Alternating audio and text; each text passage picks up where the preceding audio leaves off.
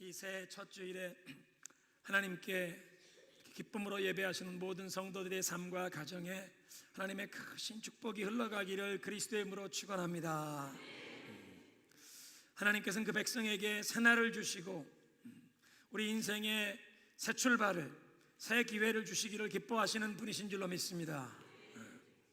그래서 예수님께서 십자가에서 희생 제물이 되심으로 죄인들을 구원하여 천국 백성이 되는 길을 열어주시고 저와 여러분을, 우리를 창조하신 그 하나님, 우리를 구원하신 예수 그리스도의 구원과 영광을 선포하는 하나님의 사랑받는 하나님의 아들과 딸로 살아가는 길을 열어주신 줄로 믿습니다. 그래서 오늘 이 신년 벽두에 오늘 이 예배의 부름은 이사야 선지자를 통해서 하나님께서 우리 모두에게 주시는 약속의 말씀입니다. 보라, 내가 새 일을 행하리라. 이제 나타낼 것이라 너희가 보지 못하겠느냐. 내가 광야의 길을, 사막에 강을 내리니 장차 들짐승도 타자도 승냥이도 나를 존경할 것은 내가 광야에 물을 내고 사막에 강이 흐르게 하여 내 백성을 마시게 할 것입니다. 이 백성은 내가 나를 위하여 지었나니 내 찬송을 부르게 하려 하십니다. 불가능해 보이는 장애물 때문에 우리가 그동안 시도하지도 못했던 새로운 꿈을 마음에 품게 하시고 우리의 삶을 진정 창조주 하나님, 우리를 구원하신 예수 그리스도의 그 영광을 선포하는 내 찬송을 부르게 지었다고 말씀하신 그 주님의 구원의 영광을 찬송할 수 있도록 주님께서 광야의 길을 내시고 사막의 강이 흘러가는 놀라운 새로운 역사를 주실 줄로 믿습니다. 우리의 오늘은 어제의 열매입니다. 그리고 우리의 오늘이 쌓여서 내일의 열매로 나타날 것입니다. 그래서 지금처럼 지금까지 살아왔던 삶과는 무언가 다른 미래를 소원하는 사람은 오늘부터라도 지금까지 살아왔던 것과는 무엇인가 다르게 살아야 합니다. 새로운 꿈을 품어야 합니다. 새로운 방향, 새로운 목표가 있어야 합니다. 그 새로운 꿈, 새로운 목표를 이루기 위해 기도하고 노력해야 합니다. 감사한 것은 우리의 삶에 필요한 이런 변화와 발전을 위해 주님께서 우리를 인도해 주시길 원하시는 줄로 믿습니다. 우리의 힘만으로 노력해서 새로운 인생을 개척해라 그렇게 요구하시는 분이 아니라 하나님께서 우리의 삶에 새로운 꿈, 새로운 소망, 새로운 목표, 새로운 방향을 주실 뿐 아니라 새로운 힘과 능력, 새 소망을 부어주시길 원하시는 줄로 믿습니다. 그래서 주님께 여러분의 삶을 열어드리시고 주님께 귀를 좀 기울여 보시기 바랍니다. 주님께서는 우리의 선한 목자가 되셔서 우리를 사랑으로 인도하기를 원하시는데 그 사랑으로 인도하시는 주님의 음성에 귀 기울이고 순종하며 따르는 주의 백성들, 그 우리의 삶 가운데 하나님께서 본래 창조하신 하나님의 계획, 하나님의 뜻, 하나님께서 우리의 삶에 계획하셨던 그 놀라운 일들을 이 백성은 내가 나를 찬송하게 하려 지었노라 말씀하신 주님, 하나님의 그 구원의 역사에 쓰임 받을 수 있도록 우리에게 주신 잠재력, 하나님께서 계획하셨던 그 놀라운 가능성, 그동안 우리 안에 감추어져 잠들어 있던, 숨어 있던 이 모든 달란트와 재능과 열정이 2018년도에는 꽃 피어나게 하실 줄로 믿습니다. 우리 속에 이런 것이 있었는지 깨닫지도 못하고 그동안 잠들어 있던 것을 Releasing all of God's redemptive potential in each one of us, 우리 속에 하나님께서 하나님의 구원의 역사를 위해 사용하기 원하신 잠재력, 우리는 감히 상상도 못했던 것 피어나게 하실 줄로 믿습니다. 송구영신 예배 때 여러분과 함께 말씀을 나눈 것은 에스겔서 37장의 마른 뼈의 환상이었습니다. 마른 뼈는 아무런 생명력이 없는, 아무런 소망도 없는 현실을 의미합니다. 아무런 가능성도 없습니다. 그냥 뼈가 아니고 마른 뼈, 죽은 지 오래된 마른 뼈, 생명력이 없습니다. 아무것도 없습니다.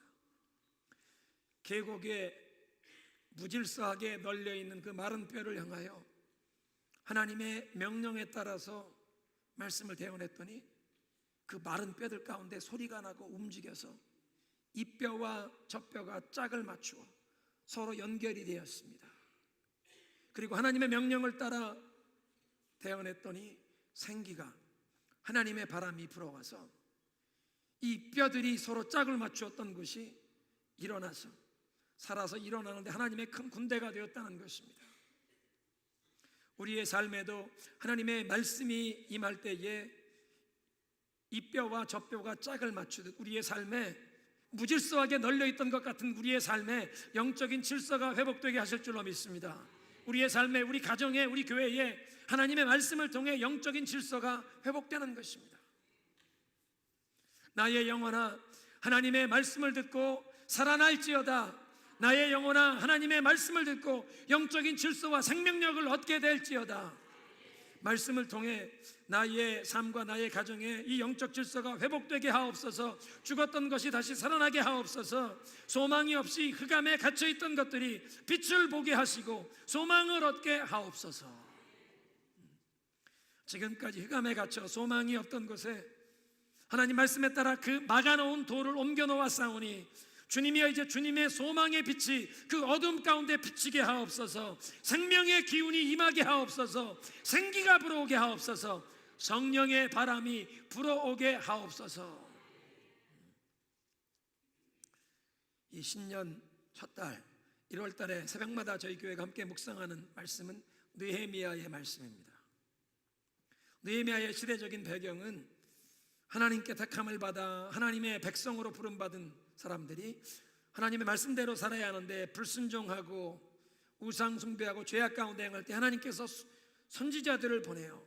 죄악에서 돌이켜라, 하나님께로 돌아오라고 누누이 말씀하시는데 그 말씀을 거역하고 무시하고 그냥 계속 죄 가운데 살다가 마지막에는 하나님께 징계와 심판을 당하게 돼서 강대국의 정복을 당하고 수많은 백성들이 죽임당할 뿐 아니라 살아있는 백성들은 포로로, 노예로 끌려가게 되었습니다. 그래서 바벨론에서 포로 생활하던 시대의 이야기입니다. 느헤미야 1장의 얘기는 그래서 예루살렘 성이 이 강대국 바벨론에 완전히 회파된 이후 140년 후의 이야기입니다. 예루살렘 성이 바벨론 군대에 짓밟혀서 성이 완전히 파괴되고 성전까지 완전히 불타버린 것이 주전 586년의 일이었습니다. 그리고 주전 538년에 메데 파사 제국, 페르시아 제국을 새롭게 일으킨 고레스 왕, 역사의 유명한 사이러스라고 하는 유명한 왕입니다.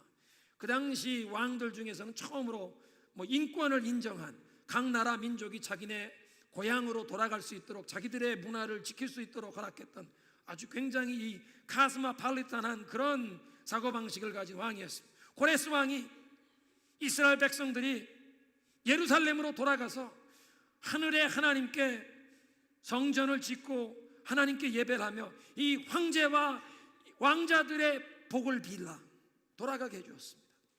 다윗의 후손 왕손이었던 스룹바벨을 총독으로 임명하여 귀환하는 포로들 이끌게 하고 느부갓네살 왕이 예루살렘 성전에서 탈취해 왔던 성전의 금 기명들을 다 내주었습니다. 이거 가지고 가서 하늘의 하나님 여호와께 성전을 짓고 예배를 드리면서 왕과 왕자들에게 복을 비는 기도를 해라. 돌려보냈습니다. 많은 어려움에도 불구하고 스룹바벨과 함께 백성들이 성전을 재건했습니다. 솔로몬 왕이 건축해서 하나님 앞에 봉헌했던 아주 웅장하고 화려한 솔로몬 성전에 비해서 너무 초라하고 빈약해서 역사학자들은 그 성전을 스룹바벨 성전이라고 부릅니다. 문제는 도시를 보호할 성벽을 재건하지 못했습니다. 주변의 이방 민족들이 예루살렘이라고 하는 이 도성이 다시 부흥하는 것을 원치 않아서 많은 방해를 했습니다. 역사학자들이 추정할 때 예루살렘이 바벨론 군대에게 점령당할 때 그 당시에 유다의 국민이 아마 30만 40만이었을 것이고 예루살렘의 인구가 10만 정도가 되었을 것이라고 얘기합니다. 그런데 140년이 흐른 뒤에 느헤미야 시대의 예루살렘의 인구는 6천 명이었습니다. 10만 명이 거하던 도시가 6천 명 규모로 위축이 된 것입니다. 성벽이 없기에 이방 민족들이 언제든지 약탈하고 언제든지 괴롭힐 수 있는 상황이었고, 그래서 느헤미야 1장에 느헤미야가 들은 소식이 바로 그것입니다. 성벽은 다 무너졌고 성문도 불이 탄 채 그냥 방치되어 있어서 그 땅에 거주하는 사람들이 큰 환난과 능욕을 당하고 있다는 소식이었습니다. 느헤미야는 눈물을 흘리며 하나님께 기도를 하게 됩니다. 여러 날 동안 슬퍼 애통하며 금식하면서 기도를 하게 됩니다. 여러분, 우리는 어떤 일 때문에 슬퍼하고 눈물을 흘리며 기도를 하게 됩니까? 어떤 일 때문에 여러분 가슴 아파하면서 금식까지 하면서 하나님 앞에 간절히 기도를 하게 되시나요?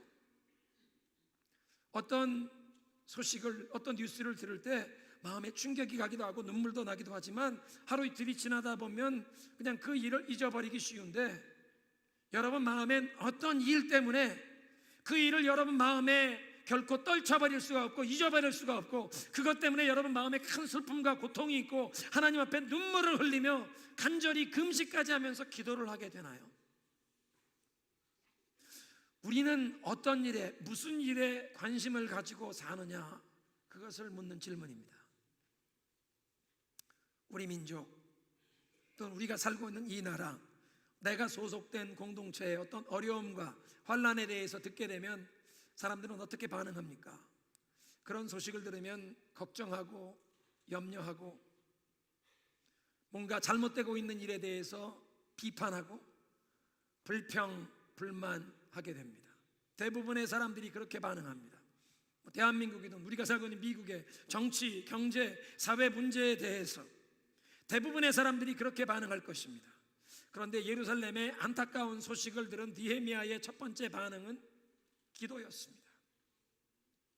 단순히 나의 동족이 당하는 어려움 때문에 슬퍼하는 게 아니라 하나님을 섬기는, 하나님의 택하심 받은 언약 백성이 우상을 숭배하는 이방 민족들에게 업신여김을 당하고 여호와 하나님의 이름으로 일컬음을 받도록 세움받은 도성이, 천지의 대주제가 되시며 역사의 주인이 되시는 참 살아계신 하나님을 예배하는 성전이, 그 당시에 유일한 성전이 위치했던 그 도성이 이렇게 주변에 있는 이방인들에게 업신여김을 당하여 하나님의 이름에 불명예가 돌아간다는 소식을 듣고 너무나 가슴이 아팠던 것입니다. 성경을 보니까 그 자리에 그냥 주저앉아서 슬피 울고 여러 날 동안 For many days I mourned and fasted and prayed. 거기에 mourn, 마치 내 부모님이 돌아가셔서 초상난 사람이 슬퍼하듯 그 소식을 듣고 슬퍼 애통하고 금식하며 기도했다는 것입니다. 당시 느헤미야는 왕의 술관원이었습니다. 천하를 호령하던 페르시아 제국 127개 도가 동쪽에는 인도부터 서쪽에는 이집트 근방까지 가는 엄청난 정말 슈퍼파워였습니다. 천하를 호령하던 페르시아 제국의 황제의 최측근으로 절대 신임을 받는 위치에 있었습니다. 그런데 그 왕궁에 얼마나 많은 권력 암투가 서로 라이벌끼리 경쟁하고 음모가 있지 않았겠습니까? 왕을 독살하려는 음모도 있을 터인데 왕의 술관원, 영어 성경 보면 컵베어러라는 그 위치는 그러니까 궁중에서 왕의 안전과 생명을 책임지는 요직입니다.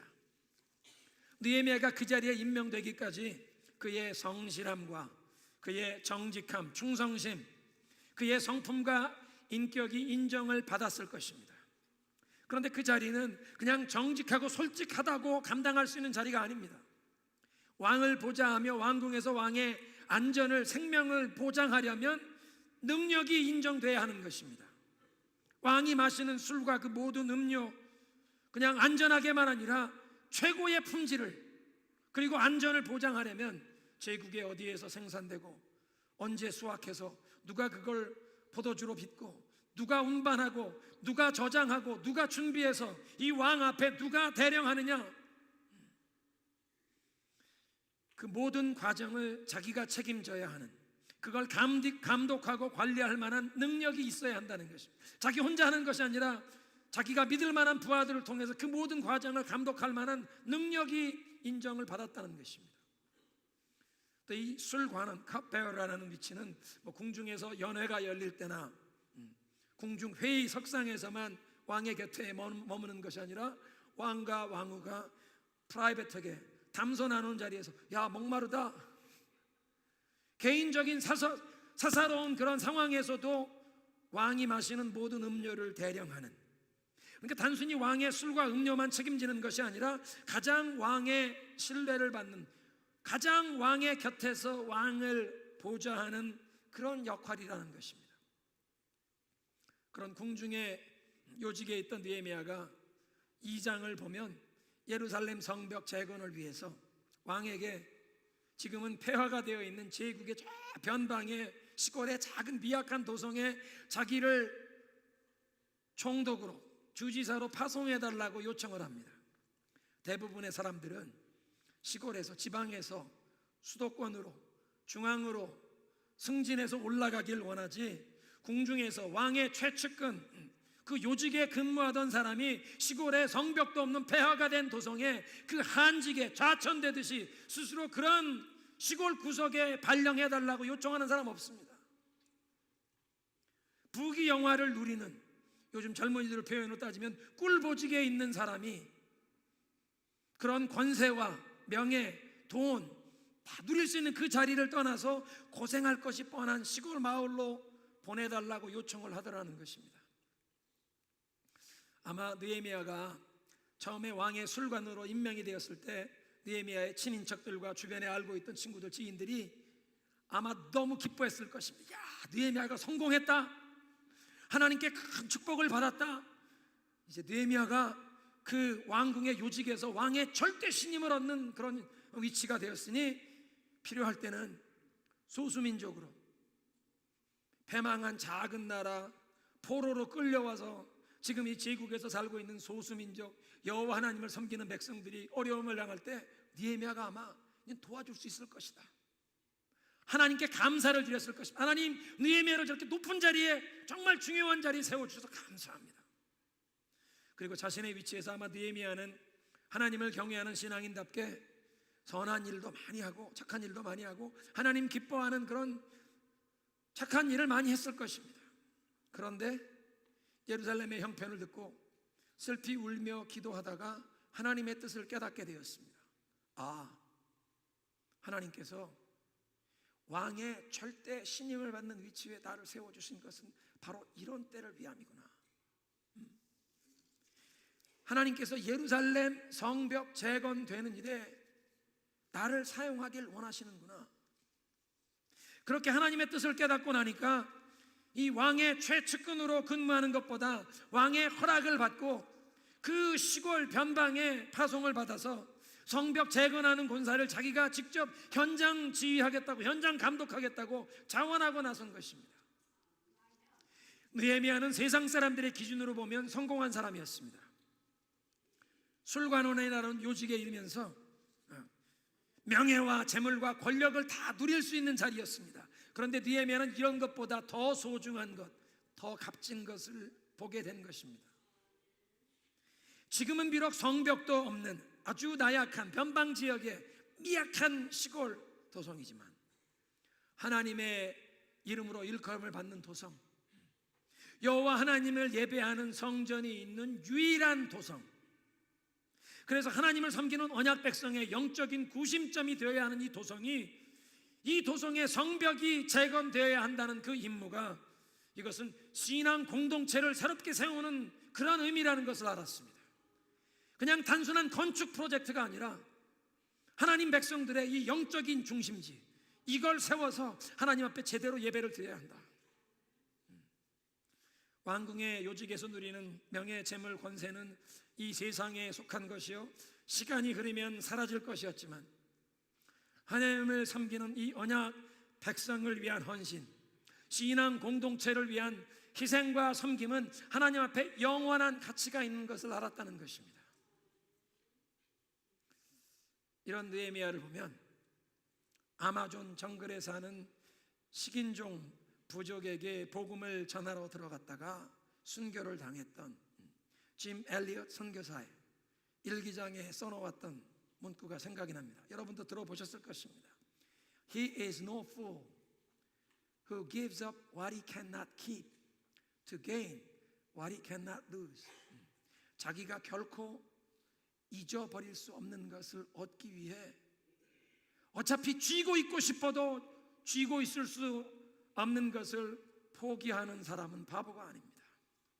자기가 결코 잊어버릴 수 없는 것을 얻기 위해서 내가 붙들고 있고 쥐고 있고 싶어도 내가 붙들 수 없는 그것을 포기하고 내려놓는 사람, 어리석은 바보가 아닙니다.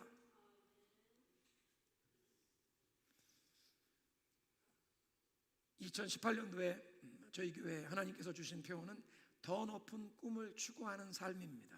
Living for a grander vision. 많은 사람들이 느헤미야처럼 명예, 권세, 부를 얻는 그 성공을 지향하며 그것을 얻길 원할 것입니다. 그리스도인들도 하나님의 축복으로 네가 높은 고지에 점령해서 고지에서 하나님 나라 위에 쓰임받아야 한다, 성공해야 한다, 공부 열심히 해야 한다. 아마 우리 부모님들이 자녀들이 그렇게 얘기하고 그렇게 가르칠 것입니다. 그런데 느헤미야는 고지를 점령했는데 왕의 최측근으로 신임을 얻는 그 자리에 있는데 왜 그 명예와 권세의 그 자리를 포기하고 시골 구석으로 스스로 가기를 자원하고 있습니까? 세상 사람들이 귀하게 여기는 명예와 재물, 권세, 이것보다 더 귀한 것, 더 값진 것을 보았다는 것입니다. 예수님 말씀하십니다. 마태복음 6장 19절에 너희를 위하여 이 땅의 재물을 쌓지 말라, 이 땅의 보화를 쌓지 말라. 좀과 동록이 해하고 도둑이 들어오느니라. 도둑이 들어와 그것을 훔쳐가느니라. 너희를 위하여 보화를 하늘나라에 쌓아라. 좀과 동록이 해하지 못하고 도둑이 침범치 못하느니라. 영원한 하늘나라의 보화를 쌓는 삶, 하나님의 축복으로 큰 영향력을 발휘할 수 있는 명예와 권세를 얻는 그 성공하는 자리에 이르는 것도 그랜드 비전이지만 그 그랜드 비전보다 더 높은 그랜더 비전, 그 명예와 권세 얻은 것까지도 다 내려놓고 더 값진 것, 영원한 것 위에 나아갈 수 있는 더 높은 꿈, 하나님께서 2018년도 우리 온 교회에 이런 더 높은 꿈을 허락해 주시기를 축원합니다. 세상에 썩어져 갈 것, 여러분 우리 눈에 보이고 손에 잡히는 건 어차피 다 썩어질 것입니다. 근데 그 썩어져 갈 것을 추구하며 사는 삶이 아니라 그걸 바쳐서라도 영원한 하나님 앞에 서는 그날 후회하지 아니할 영원한 가치가 있는 것을 위해 살라고 말씀하십니다. 이 세상의 것들은 얼마간은 우리에게 기쁨과 만족을 주지만 조금만 시간이 흘러가면 시시해져 갑니다. 그런데 이 세상에 속한 그 일시적인 있다가 없어져 갈 것을 위해 사는 것이 아니라 하나님의 나라의 보화를 쌓으며 영원한 가치가 있는 것을 위해 살라고 하십니다. 진정 영원한 가치가 있는 것, 하나님 앞에 설 때에 칭찬과 상급을 받을 수 있는 것을 위해 time, treasure, talent, 시간과 우리 재물과 우리에게 주신 재능을 쏟아부으라는 것입니다. 오늘 이제 조금 있으면 임직식을 거행하게 됩니다. 장로님으로, 권사님으로, 안수 집사님으로 세움 받는 분들뿐 아니라 여러분 주보에 이제 간지해 보시는 것처럼 한 해 동안 서리 집사로, 또 교회 학교에서 교사로, 성가대원으로 찬양팀 봉사하실 분들의 이름을 발표해서 당회가 임명을 하는 것입니다.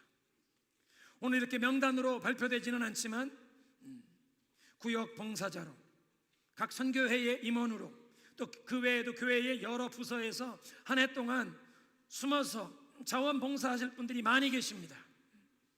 여러분들이 교회를 위한 이 헌신과 봉사가 신앙 공동체를 위한 희생과 섬김뿐만 아니라 예수 그리스도의 사랑으로 우리 이웃과 지역사회를 섬기며 우리의 생업의 현장에서 예수 그리스도의 증인으로 살기 원하는 우리의 모든 수고와 노력은 하나님 앞에 영원한 가치가 있는 줄로 믿습니다.